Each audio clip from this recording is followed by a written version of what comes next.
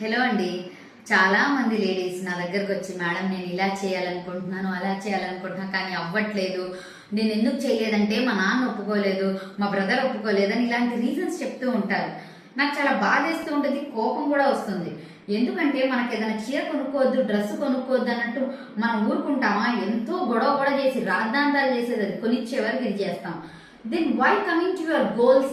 మీరెందుకు అవి సాక్రిఫైస్ చేస్తారు? నిజంగా మాట్లాడుకుందాం. మనలో డెడికేషన్ లెవెల్స్ ఉంటే, మనకి ఏదైనా చెయ్యాలన్న జీల్ ఉంటే మనం ఊరుకుంటామా? So stop blaming others. Reasons చూపించొద్దు. మీరు సక్సెస్ అవ్వలేదు అనుకోండి, మీరే దానికి కారణం. అంతేగాని నాన్నని, బ్రదర్ని, హస్బెండ్ని బ్లేమ్ చేయడం ఆపేయండి. మీకు ఇంట్రెస్ట్ ఉంటే, మీ గోల్ కరెక్ట్ అయితే, మీరు డెడికేటెడ్గా ఉంటే టైం సెన్స్ మెయింటైన్ చేయండి, హెల్త్ మెయింటైన్ చేయండి. అప్పుడు మీ గోల్ వైపు చూసుకోండి. Then you will become successful. మీరు సక్సెస్ అవ్వకపోతే అమ్మని, నాన్నని, తమ్ముళ్ళని, హస్బెండ్స్ ని ఇలాంటి బ్లేమ్ చేయడం ఆపేయండి. Ladies, you can do achieve anything whatever if you are dedicated. మీలో డెడికేషన్ ఉంటే సక్సెస్ మీదే. Thank you.